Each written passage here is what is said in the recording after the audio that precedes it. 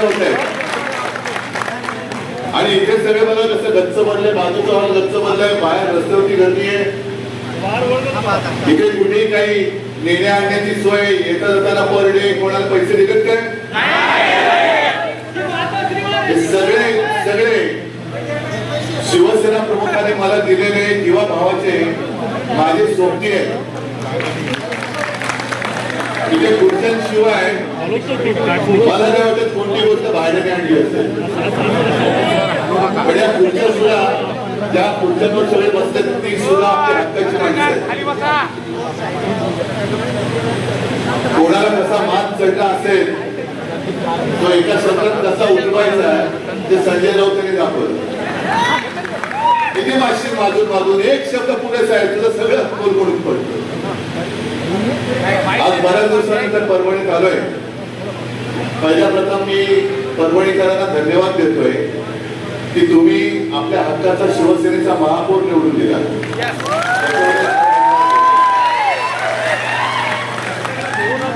जनतेची सेवा करणारा एक कार्यकर्ता तुम्ही निवडून दिला. आता त्याच्याही वरनं माझ्यावरती टीका झाली.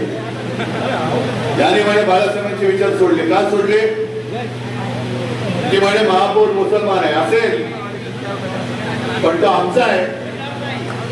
त्याला शिवसेनेची उमेदवारी घेऊन शिवसैनिक म्हणून तो लढलेला आहे.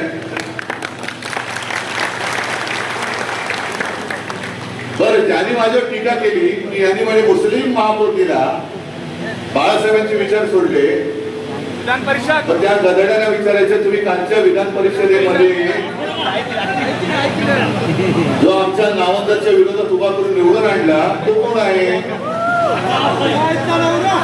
ठीक आहे, आपण त्याला काढू. त्याने निवडून दिलेला आमदार त्याची पाचपोरी काढा, त्याच्यावरती जो कुठे काय केस खटले बिटले होते, तुरुंगात होता ते काढा. आणि एखाद्या महाराजांच्या कीर्तनासाठी स्वतःची शेती पीक काढून ती जमीन उपलब्ध करून देणार आमचा महापौर बघा.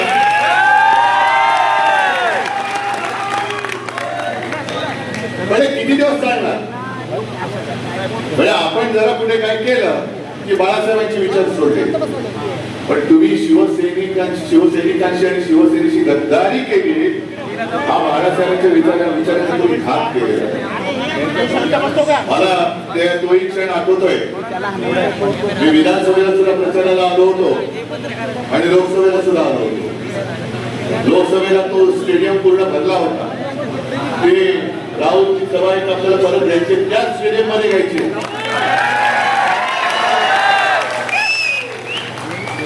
आणि पाऊस आला होता ना, पण त्या पावसात सुद्धा ना तुम्ही आलात ना मी आलो.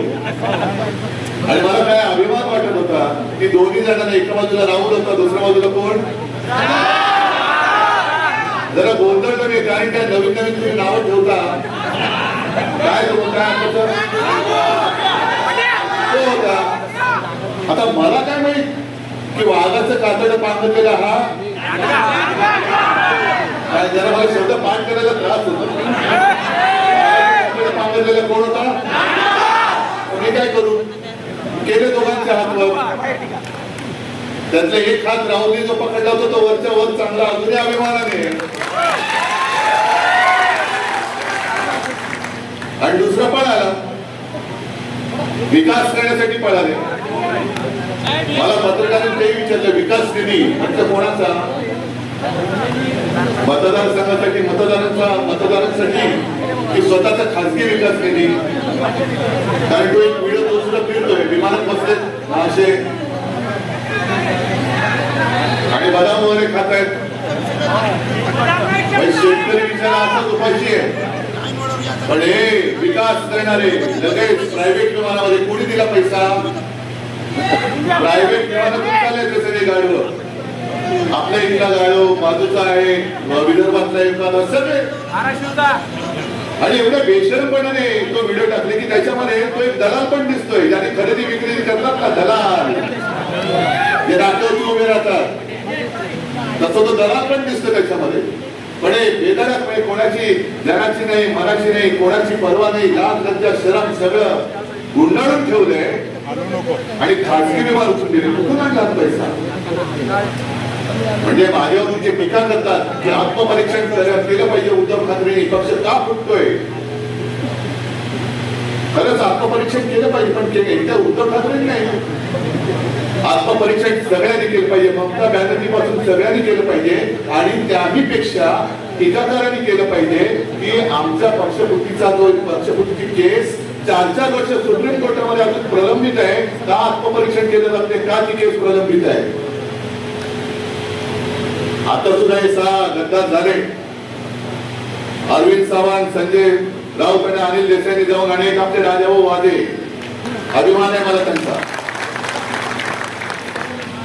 लोकसभा अध्यक्षांनी जाऊन पत्र दिलं होतं की जर तुमच्याकडे कोणी असं आलं तर कोणताही निर्णय घेण्याच्या अगोदर आमचंही म्हणणं ऐकून घ्या. आणि त्याच्याप्रमाणे त्यांनी गेले 24 तारखेला म्हणजे अरविंद सावंत हे आपल्या लोकसभा कारगिलच्या दौऱ्यावरती होते. कारगिलचा म्हणजे देशासाठी हा महत्वाचा विषय. कारगिलच्या दौऱ्यात तुम्हीच पाठवलं होतं. येणार होते 25 तारखेला पण लोकसभा अध्यक्षांचं फरमान आलं तुम्ही 24 तारखेला या. मी अरविंदला म्हटले की तुम्ही त्यांना सांगितलं की आपल्याच आदेशानुसार मी कारगिल येथे आलोय. तो दौरा देशासाठी महत्वाचा आहे. अर्धवट सोडून येऊ का. त्यांनी म्हटलं या. हे कारगिल गेलं खड्ड्यात. कारगिलचा दौरा वेगळा काय नाही.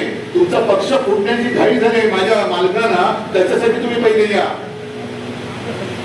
आणि मग त्यांना आपली बाजू आपण सांगितली, मांडली. जी बाजू मी शिवसेना वर्धापन दिनाच्या निमित्ताने ती उल्हास बापट म्हणाले ती मी क्लिप ऐकवली होती. तुम्ही ऐकली असाल ती.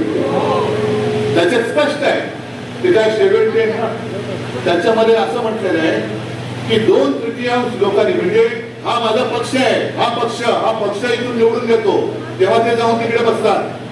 तिकडे जाऊन बसणारे म्हणजे पक्ष नाही, ते आमचे प्रतिनिधी आहेत, लोकप्रतिनिधी आहेत. लोकप्रतिनिधी म्हणजे पक्ष नव्हे. जनता मतदार म्हणजे पक्ष आहे. आणि 2/3 जे सभासद असतात ते लोकप्रतिनिधी असतात. ते जर काही इकडून तिकडे गेले आणि दुसऱ्या पक्षात विलीन झाले तर त्याला कायदेशीर मान्यता मिळू शकते का. तर उल्हास बापटांनी म्हटले नाही.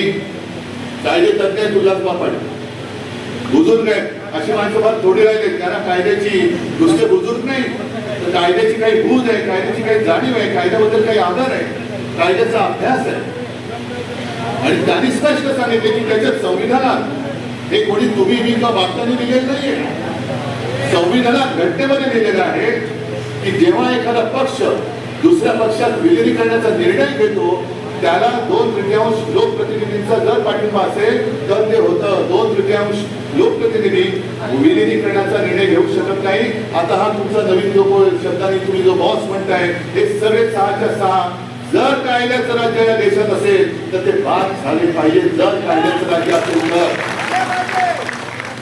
आणि कायद्याचं राज्य नसेल पण मला अजूनही लोकसभा अध्यक्षांवरती विश्वास आहे. कारण शेवटी तुम्ही कायदा पाळला नाही तर जनतेला सांगू शकणार नाही तुम्ही कायदा पाळा म्हणून. सुरुवात वरून व्हायला पाहिजे. लोकसभा अध्यक्षांनी कायदा पाळला पाहिजे. जे डॉक्टर बाबासाहेब आंबेडकरांनी आपल्याला घटना दिलेली आहे, ती घटना दिली आहे त्या घटनेनुसार जे योग्य आहे ते योग्य करण्याचा अधिकार हा लोकसभा अध्यक्षांनी दिलाय. अधिकार आणि मर्जी याच्यामध्ये फरक आहे. आम्ही अधिकार मानतो, मर्जी मानणार नाही. मर्जी नाही मानणार. आणि म्हणून 2/3 जर तिकडे गेले असतील त्यांना म्हटलं असेल की 6वा आला म्हणजे झालं, 6वा आला म्हणजे झालं. होत नाही. आणि कायद्याला जागणारे लोकसभा अध्यक्ष आहेत असा माझा अद्याप तरी विश्वास आहे. आणि कदाचित त्या चॅनलच्या माध्यमातून ते बघत असतील. मी जे मराठीत बोलतोय ते हिंदी करून त्यांना कोणतरी सांगत असेल तर त्यांना मला हात जोडून सांगायचंय की जे घटनेत दिलेलं आहे त्याचं उल्लंघन तुमच्यासारख्या जबाबदार पदावरती बसलेल्या व्यक्तींनी करता कामा नये. कारण नाहीतर इतिहासामध्ये जशी आमची एक निष्पक्षपातीपणे न्याय देणारे म्हणून रामशास्त्री प्रवणेंची नोंद झाली तशी तुमची घटना तोडणारे अध्यक्ष म्हणून नोंद होऊ देऊ नका. एवढीच मला त्यांना हात जोडून विनंती करायची. आणि मग रात्री प्रश्न तो परभणीचा. आता सुद्धा मी येताना मला शेतकरी भेटले. आमचा पीक विमा अजून मिळालेला नाहीये. काय विकास कुठे. ज्या वेळेला इकडे गेल्या वर्षी अजून 1 वर्षही नसेल झालं आपत्ती आली होती, प्रचंड पाऊस कोसळला होता, शेतकऱ्यांचं पीक तर वाहून गेलंच, घरदारं वाहून गेली, मुलांची वह्या पुस्तकं वाहून गेली आणि शेत जमीनच्या जमिनी करोडून गेल्या होत्या अक्षरशः. म्हणजे ते सगळे खालचे दगडगोटे हे वरती आले होते. आता जसे दगडगोटे घरदार वरती आले तसे ते जमिनीचे दगडगोटे वरती गेले होते, आले होते आणि जमिनीचा कस संपूर्ण मारून. जे म्हणतात उद्धव ठाकरे फिरले नाही, उद्धव ठाकरे फिरले नाही, मग तेव्हा कोण फिरलं होतं? मी आलो होतो ना तुमच्या इकडे, पण त्या दौऱ्यामध्ये माझ्यासोबत राहुल होता. हा कुठे होता? गद्दार. मोर्चाला नुसता तोंड दाखवायला आला होता, पण मी शेतकऱ्याच्या बांधावरती जाऊन आम्हाला तुम्ही बरोबर होतं. अनेक जण माझ्या सोबत होते, तुमच्यापैकी सुद्धा अनेक जण सोबत असतील. आपण शेतकऱ्याला जाऊन भेटलो होतो, बांधावर जाऊन भेटलो होतो, त्यांच्याबरोबर बोललो होतो आणि मग तिथून आपण मागणी केली होती की शेतकऱ्याला संपूर्ण कर्ज मुक्त करा. त्या कुठल्याही दौऱ्यामध्ये हा गद्दार नव्हता. उद्धव ठाकरेने आमच्याकडे लक्ष द्यायला पाहिजे होतं. मला पत्रकारांनी विचारलं, म्हटलं बरोबर आहे, जर लक्ष दिलं असतं तर तुमच्या भानगडी आम्हाला कधीच कळले असते. लक्ष नाही दिले, माझी चूक आहे. लक्ष द्यायला पाहिजेच होतं, पण यापुढे तुम्ही लक्ष द्यायचं. हा जो तुम्ही माझ्याकडे चाबूक दिलेला आहे, आसूड, महात्मा ज्योतिराव फुलेने जो म्हणताय शेतकऱ्याचा आसूड, तसा आसूड आहे. आणि हा चाबूक तुम्ही मला दिला, पण मी तुमच्याकडे परत दिलाय. कारण एक चालवण्याचं काम तुम्ही करायचंय, चालवण्याचं काम तुम्ही करायचंय.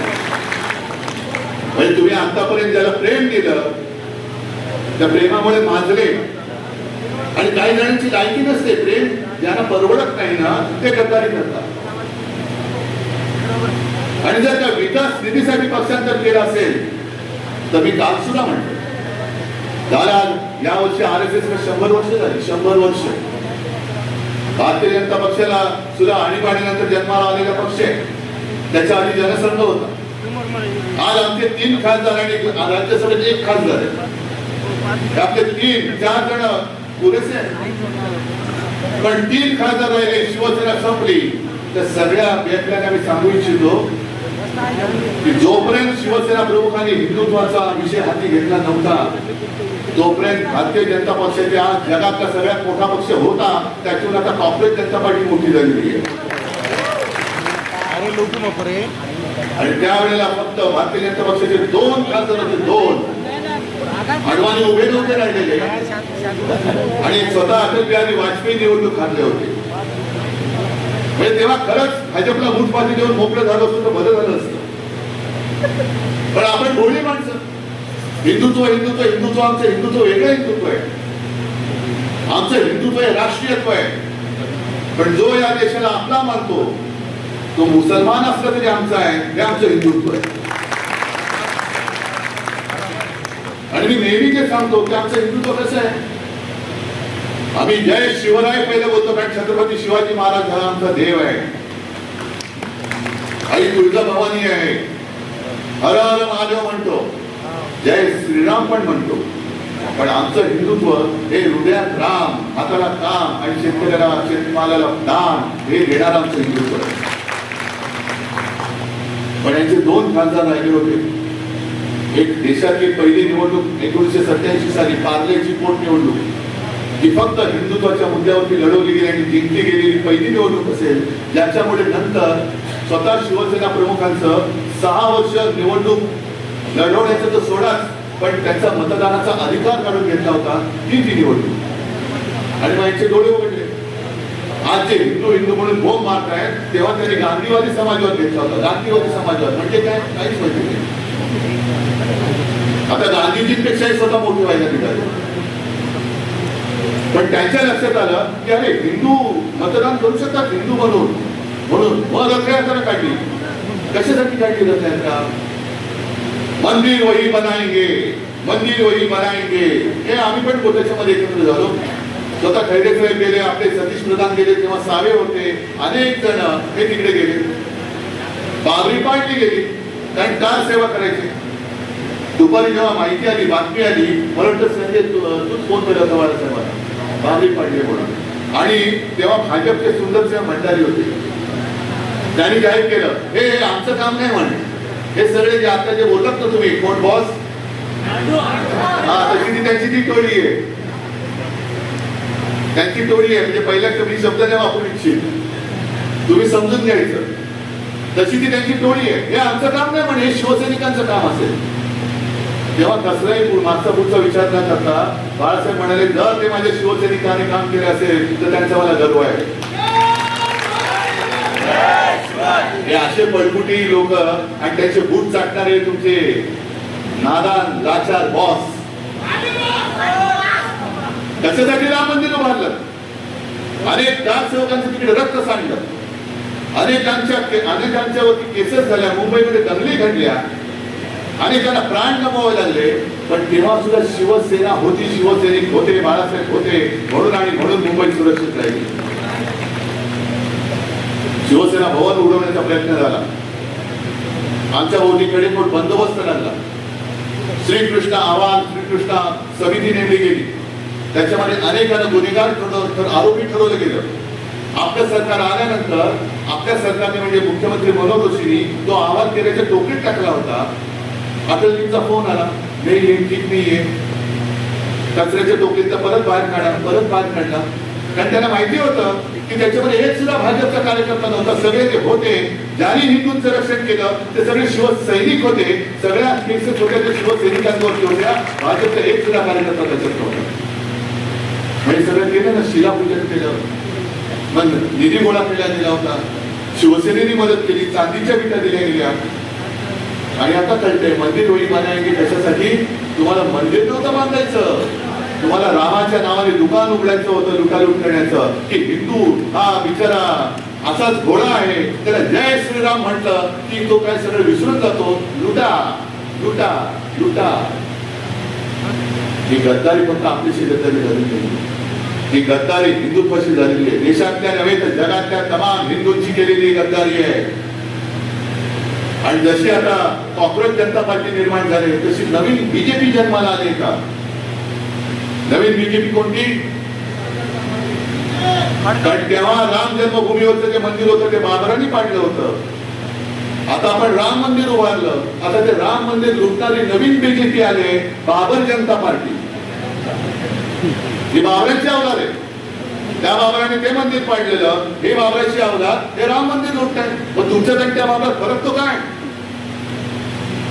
मग बाबर जनता पार्टीचे तुम्ही सगळे आहात का. आणि हे सगळे जण तिकडे गेले ते त्यांना पाठिंबा द्यायला गेले. आणि काल जो एक मुद्दा मांडला तो सुद्धा फार महत्वाचा आहे. कारण तुम्हाला सगळ्यांना असं वाटतं राग असाच ठेवला पाहिजे, हा चालून गुंडाळून ठेवण्यासाठी दिलेला नाहीये. या गद्दारांची कीड हा परभणीचा दुर्दैवी इतिहास झालेला आहे की ज्याला ज्याला आपण शिवसेनेचा उमेदवार म्हणून तिकडे उभा करतो, तुम्ही कशाची पर्वा न करता त्याला निवडून देता. आता ती चूक माझी सुद्धा झाली, त्याच्यामुळे मी सुद्धा माफी मागतो तुमची. आता एवढे वर्ष एकत्र राहिल्यानंतर विश्वास ठेवायचा नाही तरी म्हणजे ठेवायचा तरी कोणावर आणि नाही तरी कसा. 2 वेळा आमदार असेल, 3 वेळा खासदार असेल, पण खासदार की गेल्या वेळेला म्हणजे 19 साली आपल्यावरती ती टीका होत होती की तुमचे 18 खासदार निवडून आले, हे म्हणजे मोदीजींच्या चेहऱ्यावरती निवडून आले. मग तुम्ही सगळे साक्ष आहात, तुम्ही सगळे परभणी लोकसभा मतदारसंघातले सैनिक आणि मतदार आज की नाही आहे. मग मला फक्त एका प्रश्नाचं उत्तर द्या. 2024 साली तुम्ही बाळासाहेबांच्या फोटोवरती आणि शिवसेनेच्या मशाल निशाणीवरती भरोसा ठेवून मतदान केलं का मोदींमुळे याला निवडून दिलं. त्याच्या विरोधात म्हणजे पूर्ण देशामध्ये मोदींची लाट होती, राम मंदिर बांधलं होतं, तरी देखील महाराष्ट्राच्या मतदारांनी मोदींच्या विरोधात मतदान केलेले हे सगळे खासदार आज परत त्यांच्या पायाशी लीन झाले. हा महाराष्ट्राचा अपमान नाही, हा महाराष्ट्र धर्म मारण्याचा प्रकार जात आहे. म्हणून काल मी जे बोलतो की हा वरवरचा प्रकार समजू नका, याच्या मागे खूप मोठं राजकारण आहे.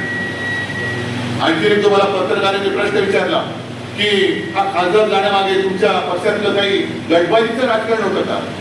म्हणजे गटबाजी आमच्याकडे नाही, गटबाजी आता भाजपत चालले. कारण हे ऑपरेशन टायगर नाहीये, हे ऑपरेशन देवेंद्र फडणवीस आहे. देवेंद्र फडणवीस जसं मध्य प्रदेशमध्ये निवडणुका कोणाच्या चेहऱ्यावर जिंकला, भाजप, शिवराज सिंग.